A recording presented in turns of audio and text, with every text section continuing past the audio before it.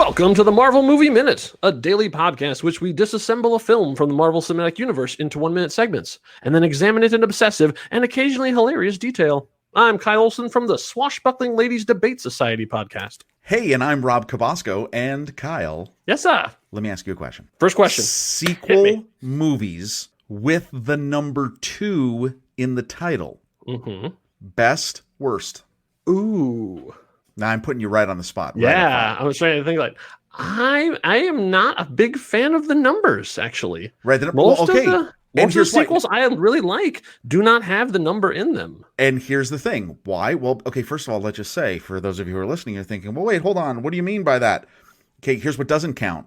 Yeah. Roman numerals? No. So Rocky 2? No. Episode 2 Attack of the Clones? No, forget about that. You can't do with it spelled out. TWO? No. Lord of the Rings, The Two Towers? Out. Mm-hmm. Garfield, A Tale of Two Kitties? No, you're not going to consider that in this as well. And we're not even do ridiculous things like, 2TOO, like Look Who's Talking To. Right. No, that doesn't Or when count. they try and sneak the number in, like Take 3 in, or Sev 7 in. Yeah, no, we're not. No, none of that. So here's what I did. I got my top 3. I got my bottom 3. Okay. So let's start with the bottom 3. Jaws 2. Not great. More Jaws. And I know we always make it this. I'm not Breaking 2 Electric Boogaloo. I mean, that you can't. Great title, though. It's a great title. I mean, we've used that. We've talked about that title. That title's gonna get more. It's got more mileage left in it. Right. I'm gonna probably say it's yeah. I'm sorry to Sandra Bullock, but Speed 2. Cruise Control. Ooh. That's just that didn't work out. The honorable mention for that is Leprechaun Back to the Hood. Yeah. Apologies to Warwick Davis, but anyway, I mean, hey, everybody's got bills to pay. Yeah, exactly. All right, so my top 3. But wasn't that like Leprechaun 6 though? Yeah, and that's true. I just want to say, but it is a 2. It's a numeral 2. You're right. It has Let's just be clear. Okay. Yeah. So I'm going to go reverse order. Incredibles 2. Okay. Because I enjoyed Incredibles 2 a lot. It was solid. Terminator 2. Oh, Terminator 2. So Terminator 2. That's obviously great. And a really personal favorite of mine. I know a lot of people may not think so. Toy Story 2. Oh, yeah. Toy Story 2, where Pixar went from, like, are they the one-hit wonder? Like, they made 2 okay movies, and then all of a sudden they came out with Toy Story 2, and then showed everybody, oh, no, they have rewritten the family movie rule book. Oh, absolutely. No, Toy Story 2. I still get goosebumps watching the intro when it's Buzz Lightyear in the game, but you don't know that yet. Right. Spoiler. Yeah, or the song that Randy Newman wrote. Yeah, it's Jessie's telling her story. I mean, come on. That is a phenomenal sequel with the actual numeral 2 in the title. Yes. Why do I bring that up? Is it because we're here to talk about Iron Man 2? Here we are, Kyle. Iron Man 2 from minute 2000. 1.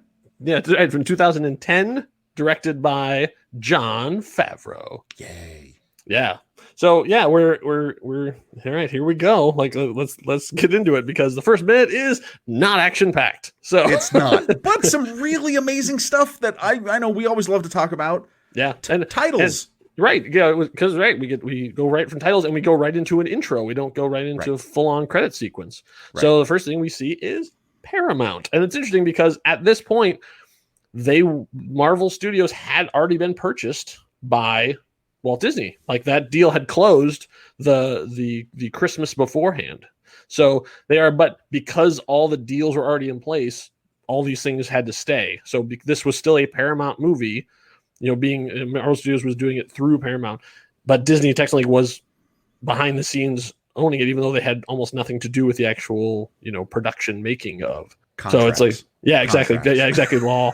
It's like, don't worry. This is not the way this podcast normally goes, but just so everybody knows where we were at, we kind of need to do that. And so, it's interesting where Jon Favreau was at too, because he was sort of coming off of the bench. Like he was sort of like this small indie filmmaker thing. Like his biggest hit was Elf. Right.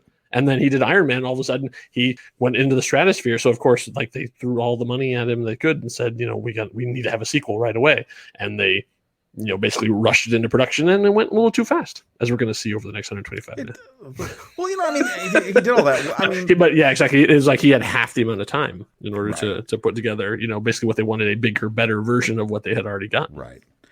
One of the things that I love is, and I'm a big fan, we've talked about this in the previous season, I love motion graphics. I just am intrigued by all this. So the Paramount logo comes in, and this is the animation, the 2010 version, obviously, from the movie. That's right. By my count, and this could be different, this might be shocking to people, this is the 73rd version of the Paramount Studios movie graphic, how you want to call that, the intro, right? Graphic. Yeah.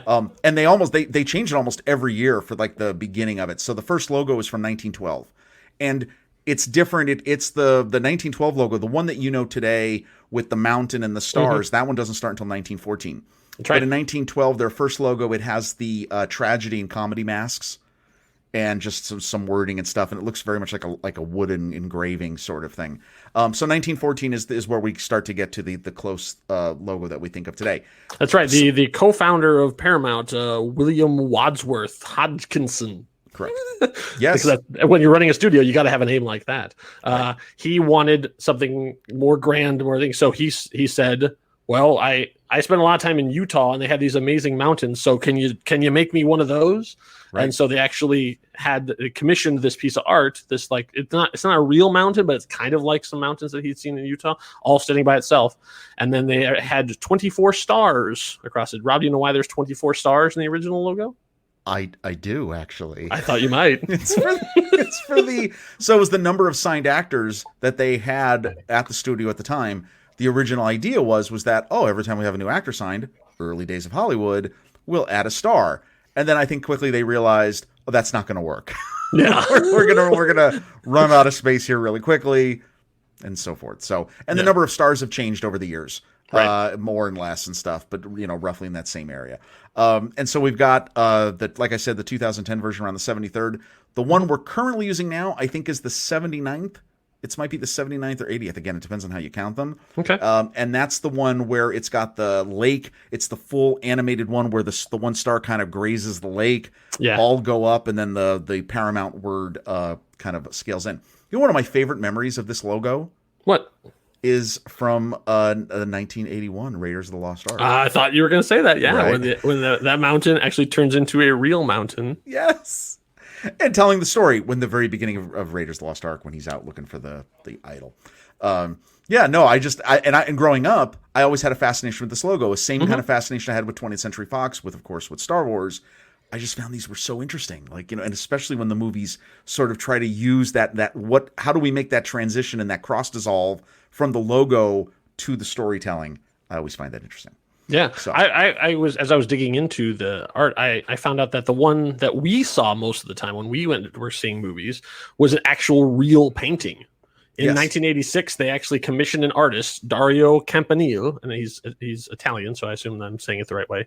They actually had him do a real, photorealistic looking mountain, and they used it for many years. They had it for their 75th anniversary. They commissioned it, and so that was and it's in front of all the movies that came out from then. From Critical Condition in 1987, starring Richard Pryor, ending, and the final film it was used on was Crossroads in 2002, starring Britney Spears. What? Two of the gems of the Paramount catalog. Yes. So there is a real painting of that mountain that they used and all this stuff. So it's out there. The artist Dario is still alive. He's living in Maui, and so he is not even retired. You can, if you're in the market for some artwork, he is a professional painter who is selling his stuff online. So let's see. The quote I have from him is, "My main goal is to be able to express my true soul and continue my journey by taking risks and always allowing myself to explore new visions."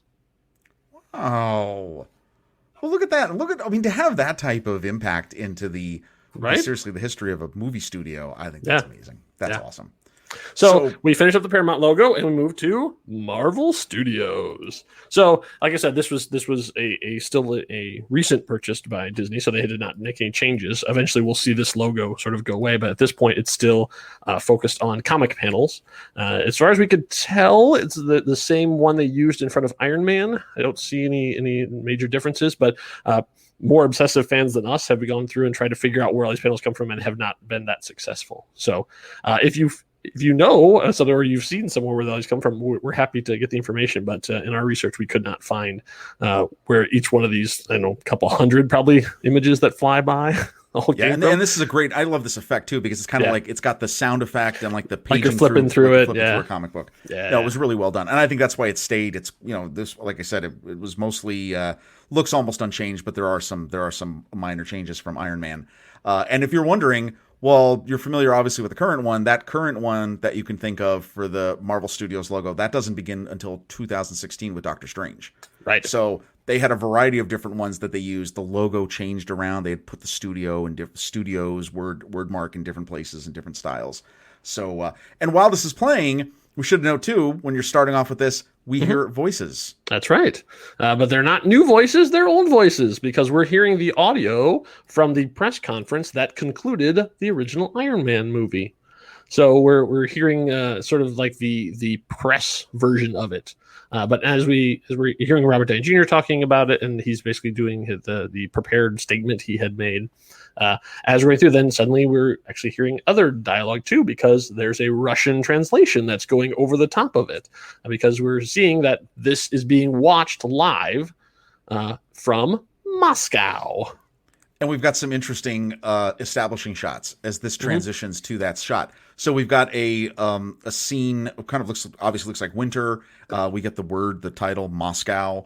And the building that's portrayed here in the first shot is a famous building. For those of you who remember the Russian, whatever happened in the early 90s and stuff with the Russian constitutional crisis, the parliament that they basically the crumbling of the Soviet Union.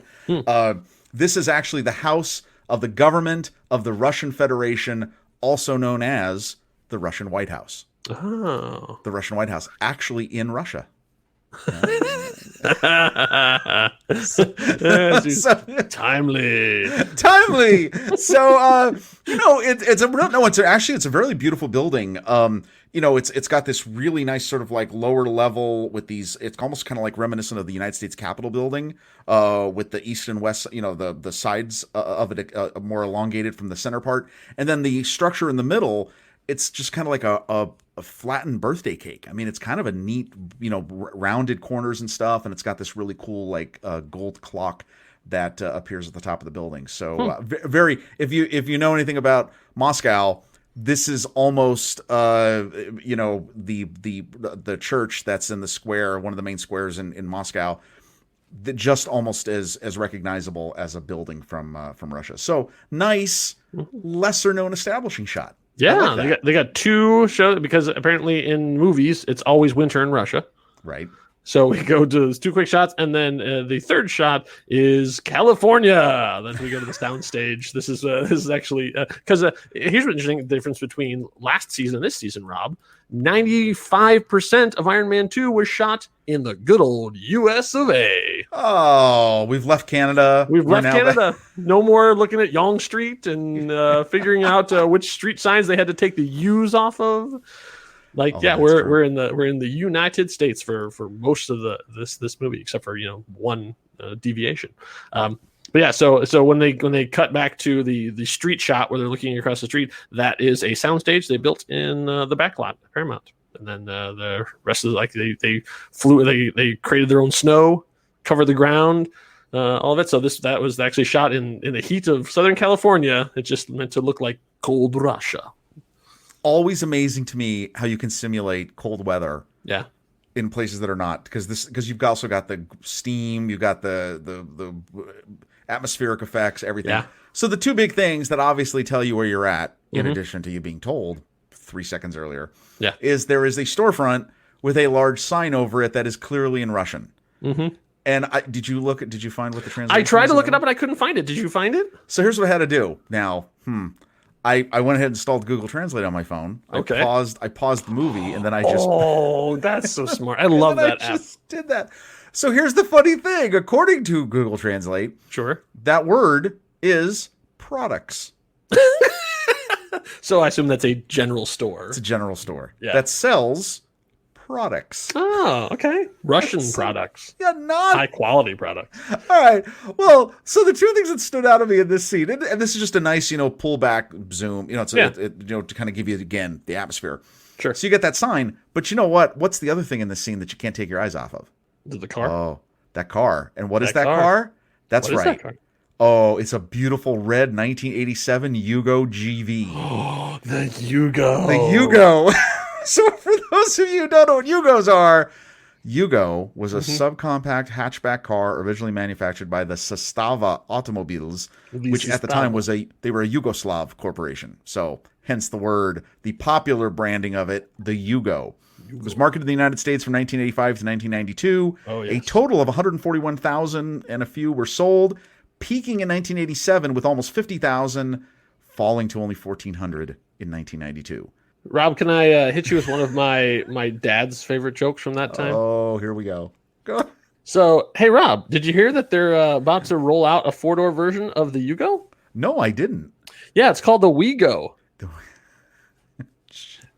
And that's a dad joke. Thanks, Dad. Now, again, if you're old enough to remember these, you totally remember these because why were they a big deal? They were cheap, super cheap, and every meaning of that word. I mean, yeah. I think I looked up the ads, and the old ads were like $39.90. That was the price of these, which was amazing. Which is amusing because we have a current. If you're at all interested in automobiles right now, there is apparently a sub $1,000 automobile that you can buy from China. There's YouTube videos on this, and what is it? It's a glorified golf cart with doors. I mean, right? But the Yugo was it was a big deal because it was cheap, and then quickly everyone realized it was also a piece of crap. So it's interesting how you can set a car in a location and instantly sort of know, in the same way that we saw the VW Bug in Brazil, and you're like, oh, South America, because it's a big thing in South America. You put a Yugo in here, and you're like, oh, yeah, sure. Okay, that was exactly the reference I was going to use. In fact, what's funny is if you look this up and you find the old ads for it, the old ads show a Volkswagen Beetle and then the Yugo, and their tagline was introducing the same old idea, Yugo $39.90. Like, okay, I can say the Yugo did not get nearly the amount of pop culture love. I think maybe if they had their own Herbie. That's what they needed. Herbie. Yeah. So it has gone down in history. I mean, a lot of car historians basically consider it the worst car in history. Yeah, because it knocked the Pinto out of the top spot. Yeah, it did. There's a lot of 70s movies with jokes about Pintos.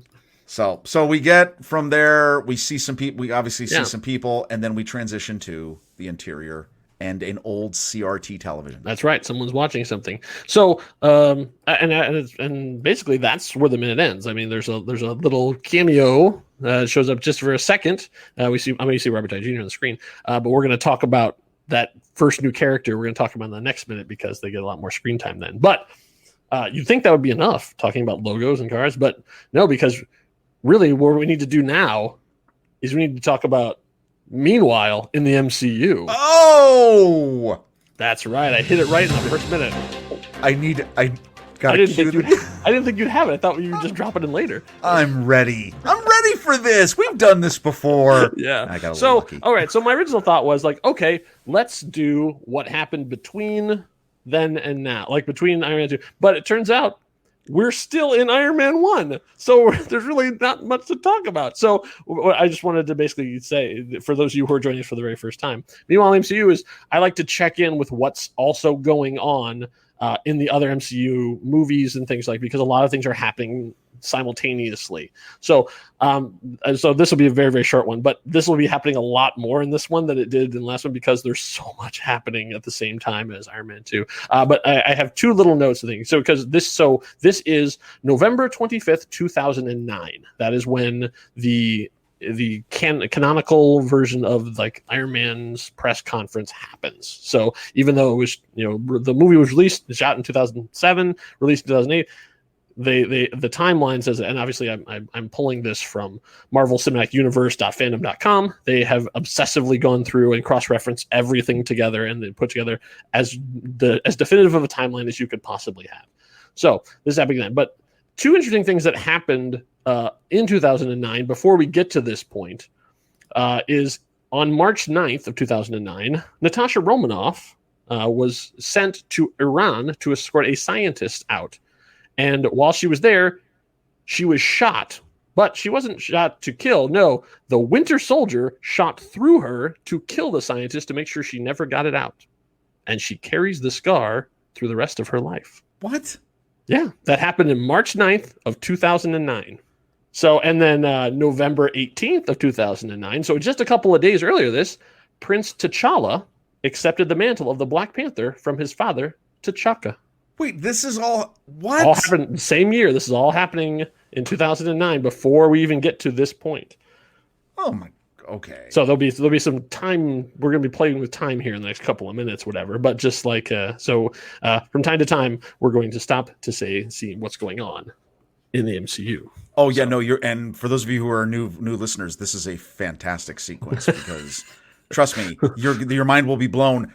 Go ahead if you haven't watched the last maybe 15-20 minutes of The Incredible Hulk in season 2, go back and listen because there is a mind-blowing experience there of Meanwhile in the MCU. That's right. Yeah, because it's fantastic. We're seeing things that didn't happen in the proper order. So then we see someone is watching on this. We see something off in the top corner, and then that's where the minute comes to an end. And that something off in the top corner.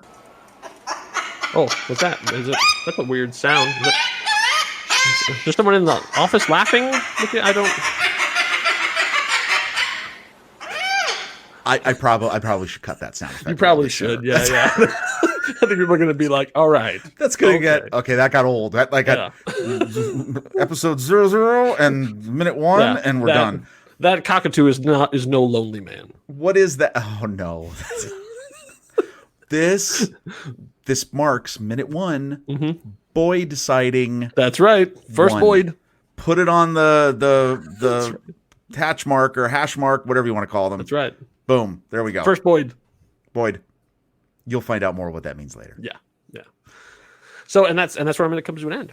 To find out who is the first new character introduced in Iron Man 2, you're going to have to wait until minute 2.